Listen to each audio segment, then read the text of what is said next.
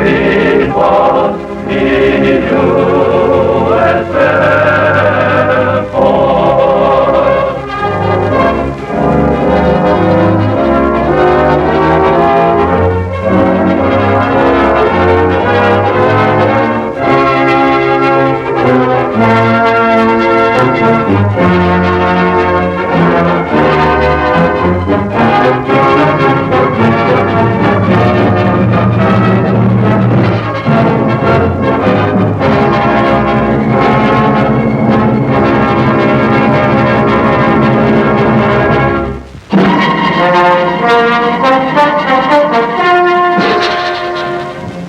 Spring 1942. The Axis was winning the war, and the Allies faced their gravest crisis as Nazi and Japanese officers met in Germany.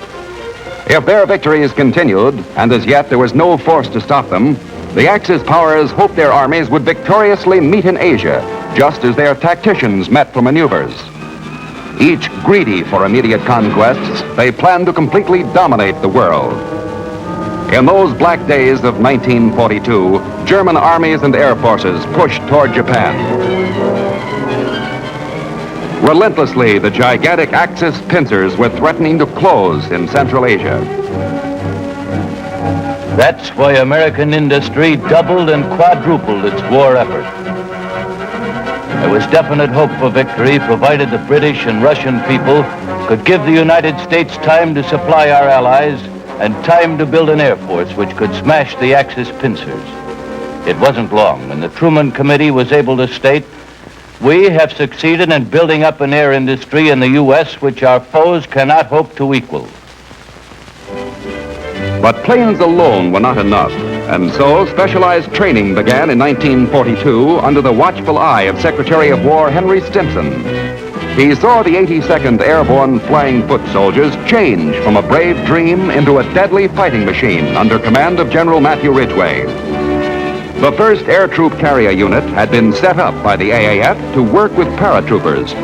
The amazing success of the Germans had awakened belated American interest in vertical envelopment, which means landing a combat force behind enemy lines. Reliable C-47s were quickly boarded by the shock troops who were going to spearhead the way for a glider army which would follow. They were about to test tactical principles in North Carolina before going overseas to help blunt the Axis pincers.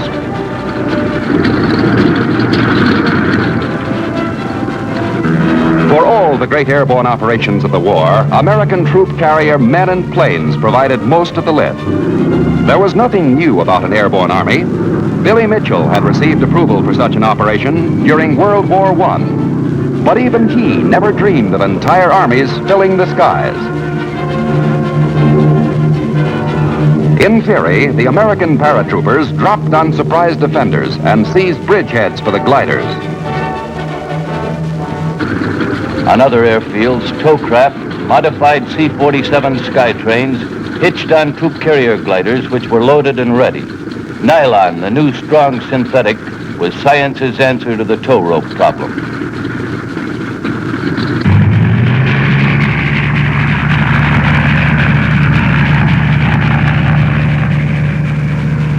Once hooked together, the transport towed the glider into position for the takeoff run. This made room for another Skytrain. On a split-second schedule, they were like so many locomotives taking on freight cars.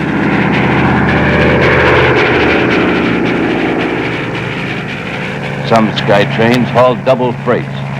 Taxiing at full throttle, the tow planes had to remain on the ground until the ton-and-a-half gliders were airborne.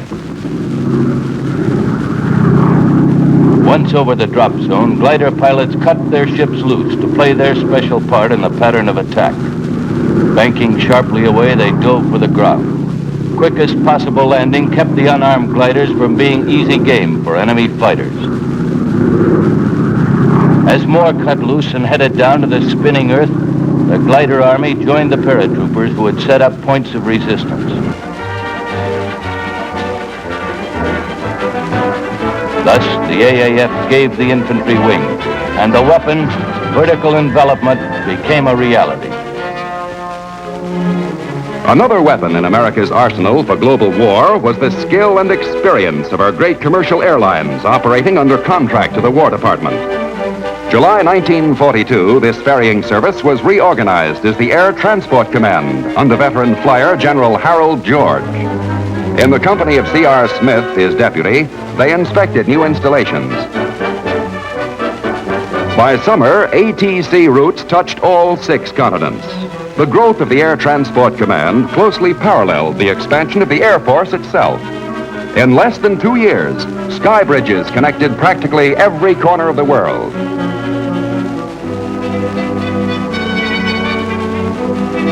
ATC skywagons, guided by the Army Airways communications system, crossed the Atlantic on an average of 1 every 13 minutes. The broader Pacific, every hour and a half. And so ATC, by supplying both men and machines to world battlefronts, was preparing to smash the Axis threat. During these critical early days, the Navy succeeded in breaking the Japanese secret code. On May 15th, Navy intelligence officers intercepted an important communication. It was the detailed Jap plan to attack Midway and points in the Aleutians with an invasion army supported by a tremendous task force. But if the Japs knew that we had broken their code, this could have been a wild goose chase or a trap. The Army and Navy decided to gamble. If we could intercept the Jap Navy at Midway, the payoff was too great to overlook. And so the call went out. ATC had to deliver reinforcements, bombs and ammunition to the Aleutians and B-17s to Midway. The Hawaiian Department had to beg, borrow, and steal these bomber aircraft from our slim Pacific forces. The B-17s committed to this mission were led by Lieutenant Colonels Walter Sweeney and Brooke Allen. Every last plane would be needed for the impending battle. Once down on Midway after the long flight, with no rest, our crews had to be thrown into immediate patrol duty. The Japanese fleet, more than 80 warships, advanced. The coded message was authentic. Their task forces divided, some steaming north toward Alaska, the main body converging on Midway. 470 miles west of the island, the battle stage was set when a Navy Catalina spotted the strong enemy task force. But Midway's commander refused to commit American naval or air units until he had more information about the enemy. Our newly arrived B-17s and B-26s, as well as Marine fighters, were under constant alert. We installed extra gas tanks to increase bomber range. Our crewmen realized that this was going to be the first test of B-17s as a defensive weapon against attacking surface forces. Some big bomber boys even claimed that B-17s could stop carriers. The 4th of June was the day of the real battle. Minutes after a patrol sighted the enemy, those bombers not yet in the air got going fast. 9 B-17 crews under Colonel Sweeney were joined by 5 from Colonel Allen's squadron. Warmed up and ready for battle, Air Force bombers took off to find the enemy.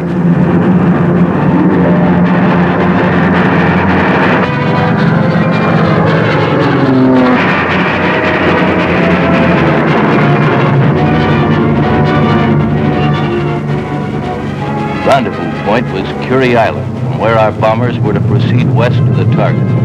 100 miles out, our bomber commanders received new orders to change course and go after an enemy carrier force that had broken away from the main fleet and was now launching an attack against our base. The Japanese dagger, pointed at Midway, was made up of 4 carriers, great battle wagons, many destroyers and transports.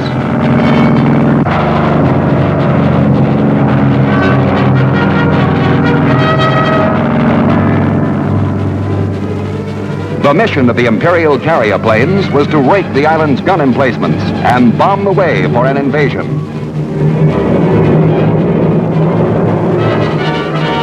Marine Vindicators sprang to meet the enemy, and the battle was on.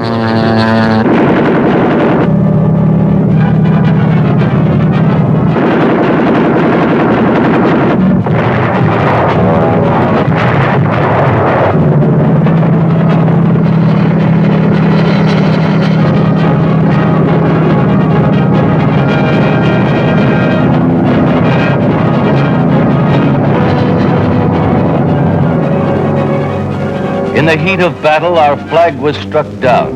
Marines quickly repaired the broken staff and ceremoniously raised Old Glory against the backdrop of fire, smoke, and faith.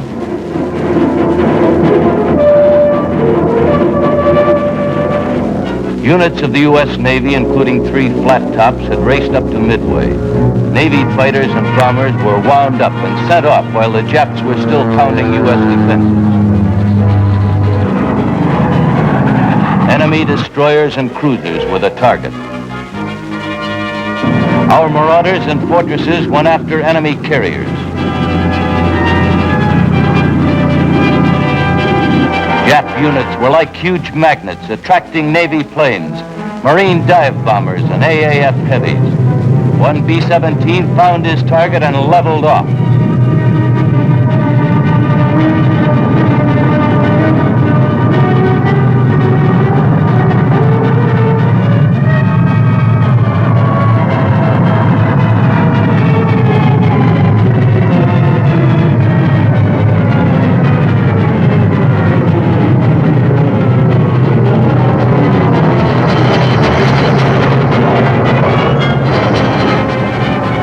Jap units and American bombers joined the battle.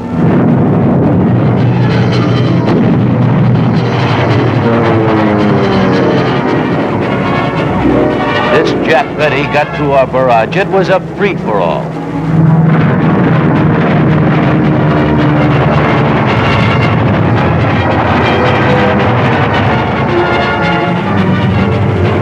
Finally, when our Navy and Air Force bombers hammered back at Jap carriers, the issue was decided.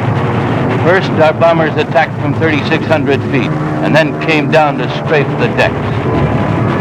One by one, the enemy ships caught fire.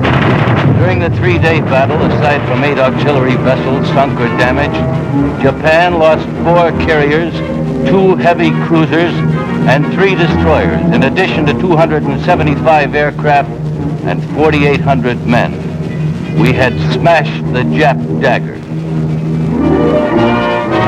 Back at the base, now free from the threat of invasion, the men dug themselves out of the wreckage. A Navy PBY, which had rescued a ditched B-17 crew, now brought them home. The battle ended with Midway's installations, including the hospital, badly wrecked by enemy bombers. Unified under one flag, sailors, Marines, and airmen who had fought side by side now saluted the 92 officers and 215 enlisted men we had lost. All were heroes.